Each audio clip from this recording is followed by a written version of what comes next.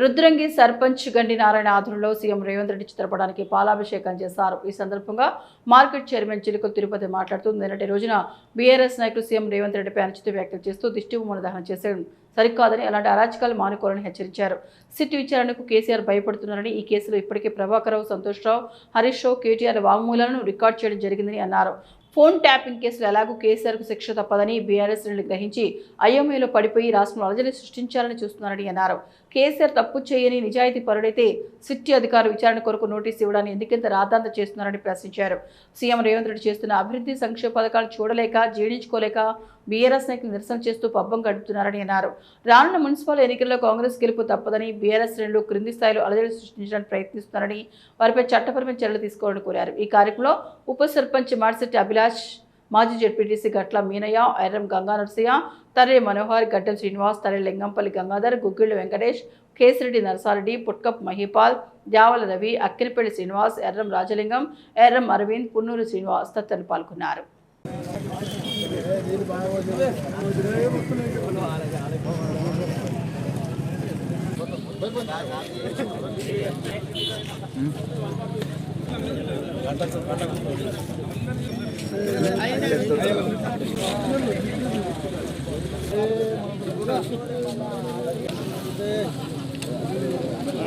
ప్రభుత్వాన్ని బురదల ప్రయత్నం చేయడం చాలా దుర్మార్గం అని చెప్పి దుర్మార్గమైన ఆలోచన చెప్పి తెలియజేస్తూ, అదేవిధంగా ఇవాళ సంక్షేమ పథకాలకు వస్తే ఏ ఒక్క గ్యారంటీ కూడా ఇవాళ అమలు కాలేదని చెప్పంటారు. ఇవాళ బస్సులలో మహిళా తల్లులు ప్రయాణం చేస్తే మీరు ఓరవలే కదా ఇట్లా అనేది, లేకపోతే రైతులకు రుణమాఫీ అయిందని చెప్పి అక్కస్తోటి ఇట్లా అంటారా, లేకపోతే ఇక్కడ రుద్రంగా జరుగుతున్నటువంటి అభివృద్ధి కార్యక్రమాలను చూసా వేములవాడ నియోజకవర్గంలో కానీ రాష్ట్రంలో కానీ ఇందిరమ్మ ఇళ్ళని ఇవాళ ప్రతి గడపకి ఇవాళ ఏ వాడకట్టుకైనా ఇవాళ ఇందిరమ్మ నిర్మాణం జరుగుతుంది. ప్రతి ఒక్కరు మహిళా తల్లి ఇవాళ సొంతగా నెరవేరుస్తుందని చెప్పి చాలా ఆనందంగా ఉన్నారు. ఇంత చక్కటి కార్యక్రమాలు చేసుకుంటూ పోతున్నటువంటి ప్రభుత్వం మీద అనవసరమైన ఆరోపణ మీ మహిళల కోసం మీ రానున్న రోజుల్లో మేమేదో ఇట్లా చేస్తామని చెప్పి 10 సంవత్సరాలు ఏలేదు, ఇంకా రానున్న రోజుల్లో మీరే చెప్తారు.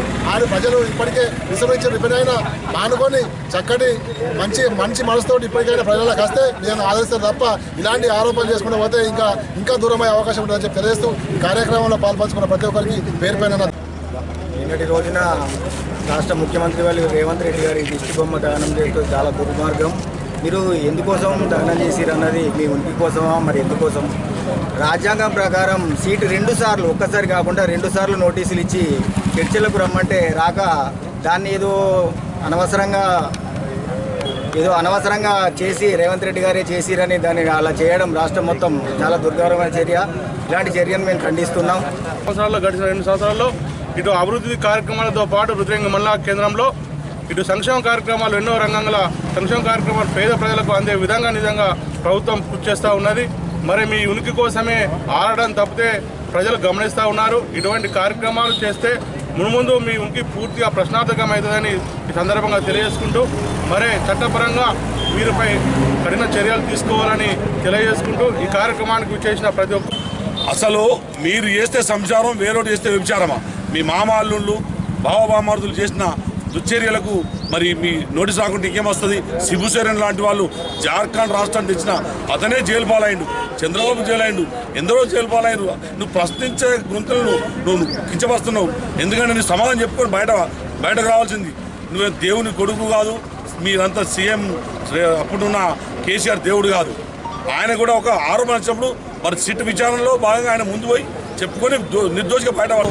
గతంలో వేరే రాష్ట్రాలకు ముఖ్యమంత్రులుగా ఉన్న జయలలిత గారు కావచ్చు, మన శిబు సోరెన్ కావచ్చు, లాల్ ప్రసాద్ యాదవ్ గారు కావచ్చు, వీళ్ళందరూ ముఖ్యమంత్రులుగా ఉన్న టైంలోనే వీళ్ళు విచారణ ఎదుర్కొని శిక్ష అనుభవించారు.